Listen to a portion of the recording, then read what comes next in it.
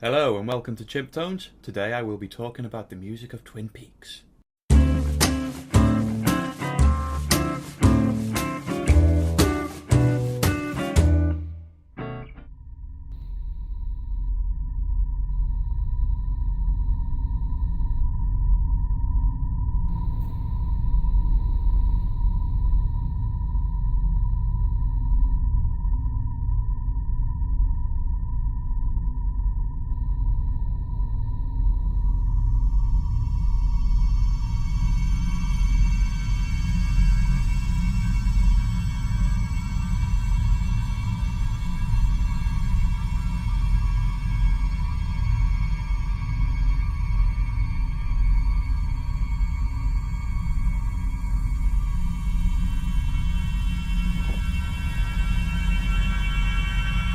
Brethren,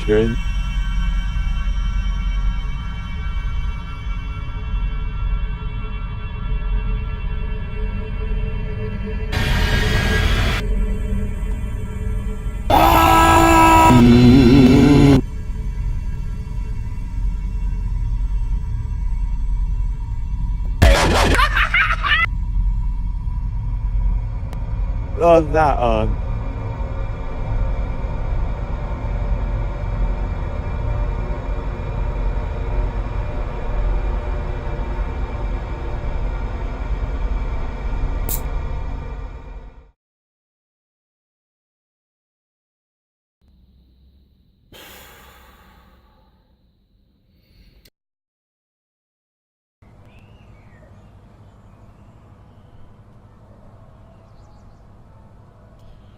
So, 2.5 decades and here we are at last, the brand new series of Twin Peaks, and what an agonising wait it has been.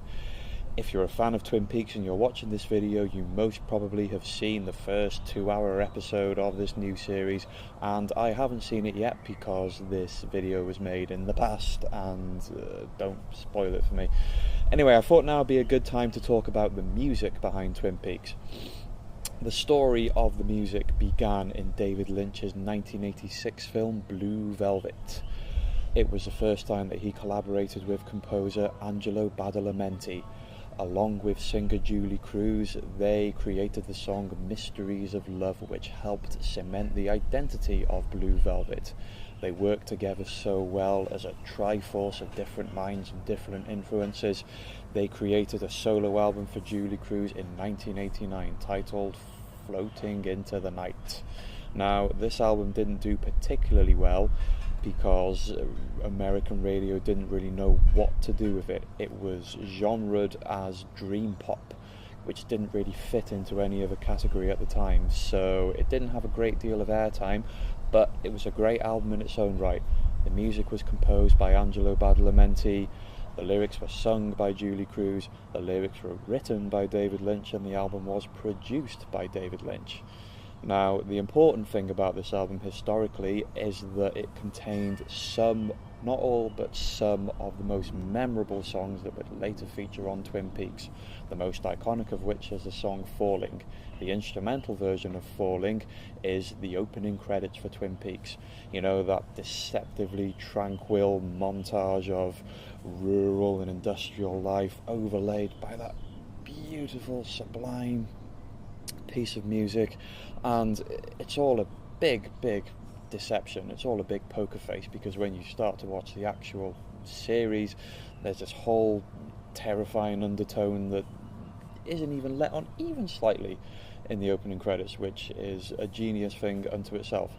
Now, Angelo Badalamenti returned to do music for Twin Peaks under David Lynch's strict tuition, and this is when some of the real belters of the Twin Peaks music came into play.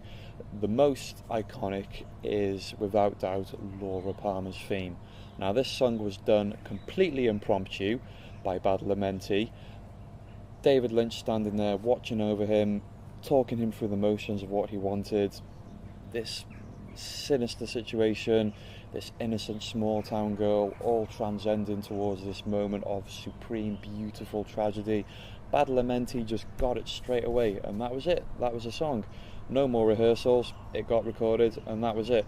And that song gets played on the show time and time again at different intervals, and it's such a range of different emotions all put together in just this one song. Now, that is one of many of the Twin Peaks songs. David Lynch was an absolute grandmaster of strategically putting these pieces of music in certain parts of the show just to really play with emotions of the audience and to really play with expectations of the audience. For example, the Red Room, which is quite strange, quite weird, quite sinister in a way. He would overlay a very sort of bouncy, jazzy track over these scenes just to give an element of confusion for the audience, just to give them an air of not quite sure what is going on here. And also he takes something really mundane and really banal and overlay a really sinister track, just so you got this feeling that underneath the pleasant, lovely facade there was something not quite right. There was some kind of malevolent force at work. My favourite scene for the entirety of Twin Peaks is in the episode Lonely Souls, which is the scene where the killer of Laura Palmer is revealed. Don't worry, I won't spoil it for anyone who hasn't seen yet, trying to catch up. There's a lot of things happening in the finale of this episode. The audience actually find out who the killer was before the characters do, which is a clever thing in itself. But what you have is this mix of guttural, horrific noises overlaid with these flashy, terrifying images, and on the other side of the town you've got this situation where all the most likeable, the most arguably innocent protagonists are all together in this place in the pub where Julie Cruz is guest starring, doing a cameo, presumably playing herself, although we never really find out.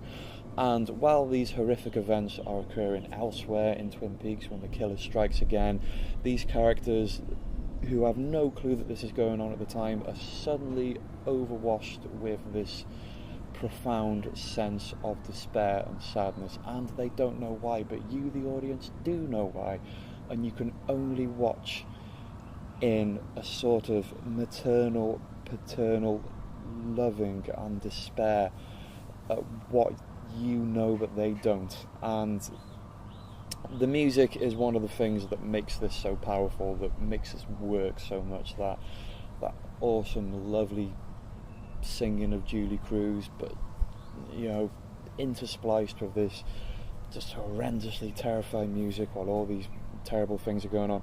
And that is just one of many great moments of Twin Peaks, solely due to the music, I think. I mean, the success of the show itself isn't solely because of the music, because it was brilliantly written, brilliantly directed, brilliantly cast, but some of the scenes lend themselves so much and have the music to thank so much for their power and for their potency.